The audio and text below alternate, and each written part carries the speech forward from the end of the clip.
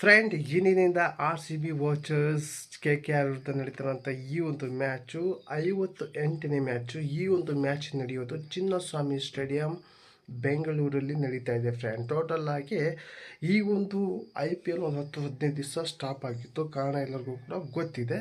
ಆದರೆ ಇಂದಿನಿಂದ ಸ್ಟಾರ್ಟ್ ಆಗ್ತಾ ಇದೆ. ಟೋಟಲ್ ಆಗಿ 2 ಗ್ರೌಂಡ್ ಅಥವಾ 3 ಗ್ರೌಂಡಲ್ಲಿ ಈ ಒಂದು ಮ್ಯಾಚ್ ನಡೆಯುತ್ತಂತೆ ಮಾಹಿತಿ ಬಂದಿದೆ. ಕರೆಕ್ಟಾಗಿ 2 ಗ್ರೌಂಡಲ್ಲಿ, ಒಂದು ಬೆಂಗಳೂರು, ಒಂದು ಹೈದರಾಬಾದ್ನಲ್ಲಿ ನಡೀತಾ ಇದೆ. ಹಾಗೆ ಫೈನಲ್ಲು ಕೂಡ ಬೇರೆ ಕಡೆ, ಹಾಗೆ ಅಹಮದಾಬಾದ್ನಲ್ಲಿ ಕೂಡ ನಡೆಯುವಂಥ ಚಾನ್ಸಸ್ ಕೂಡ ಇದೆ ಅಂತ ಹೇಳ್ತಾರೆ, ಇನ್ನೂ ಕೂಡ ಕನ್ಫರ್ಮ್ ಇಲ್ಲ ಫ್ರೆಂಡ್. ಇಂದಿನಿಂದ ಈ ಒಂದು ಮ್ಯಾಚು ಟೋಟಲ್ ಆಗಿ ಇಲ್ಲಿ KKR 11 ಪಂದ್ಯಗಳು ಆಡಿದ್ದಾರೆ. 11ರಲ್ಲಿ 5 ಗೆದ್ದು 6 ಸೋತಿದ್ದಾರೆ. ಇಂದಿನ ಮ್ಯಾಚ್ ಗೆದ್ದರೆ ಪ್ಲೇ ಆಫ್ಗೆ ಇನ್ನೂ ಕೂಡ ಜೀವಂತ ಇರ್ತಾರೆ.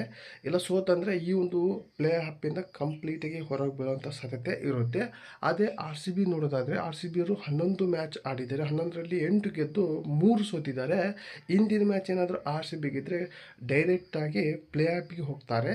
ಈ ಮ್ಯಾಚ್ ಸೋತರೂ ಕೂಡ ಇನ್ನೂ ಕೂಡ ಅವ್ರಿಗೆ ಚಾನ್ಸಸ್ ಇರುತ್ತೆ ಫ್ರೆಂಡ್. ಟೋಟಲ್ ಆಗಿ ಇಲ್ಲಿ ಚಿನ್ನಸ್ವಾಮಿ ಸ್ಟೇಡಿಯಂನಲ್ಲಿ ಆಲ್ಮೋಸ್ಟ್ ಫಸ್ಟ್ ಬ್ಯಾಟಿಂಗ್ ಆಡಿದವರು ಕಮ್ಮಿ ಗೆದ್ದಿದ್ದಾರೆ, ಸೆಕೆಂಡ್ ಬ್ಯಾಟಿಂಗ್ ಮಾಡಿದವರು ಜಾಸ್ತಿ ಗೆದ್ದಿದ್ದಾರೆ. ಹಾಗಾಗಿ ಇಲ್ಲಿ ಟಾಸ್ ಯಾರು ಗೆಲ್ತಾರೋ ಅವರೇ ಈ ಒಂದು ಮ್ಯಾಚ್ ಗೆಲ್ಲುವಂಥ ಸಾಧ್ಯತೆ ಇರುತ್ತೆ ಫ್ರೆಂಡ್. ಹಾಗಾಗಿ ಇಲ್ಲಿ ಟಾಸ್ ಗೆದ್ದವರು ಇಲ್ಲಿ ಮೊದಲಿಗೆ ಬಾಲಿಂಗ್ ಆಯ್ಕೆ ಮಾಡ್ಕೊಳ್ಳೋದು ಫಿಕ್ಸ್ ಅಂತಲೇ ಹೇಳ್ಬೋದು ಫ್ರೆಂಡ್. ಟೋಟಲ್ ಆಗಿ ಇಲ್ಲಿ ಎರಡೂ ಟೀಮ್ನಲ್ಲಿ ಪ್ಲೇಯಿಂಗ್ 11 ಹೇಗೆ ಇರುತ್ತೆ ಅನ್ನೋದು ಕೂಡ ಇವತ್ತು ಕುತೂಹಲ ಇದೆ. ಯಾಕೆಂದರೆ ಈ ಒಂದು IPL ಸ್ಟಾಪ್ ಆದಾಗ ಕೆಲವಿಷ್ಟು ಪ್ಲೇಯರ್ ಹೊರಗಿನ ದೇಶ ಆಟಗಾರರು ಅವರೊಂದು ದೇಶಕ್ಕೆ ಹೋಗಿದ್ದರು. ಹಾಗಾಗಿ ಇಲ್ಲಿ ಇವತ್ತು ಯಾರು ಇರ್ತಾರೆ ಅನ್ನೋದು ಕೂಡ ಭಾಳ ಕುತೂಹಲ ಇದೆ. ನೋಡೋಣ ಫ್ರೆಂಡ್. ಎರಡೂ ಕಡೆಯಿಂದ ಫುಲ್ ಟೈಟ್ ಇದೆ.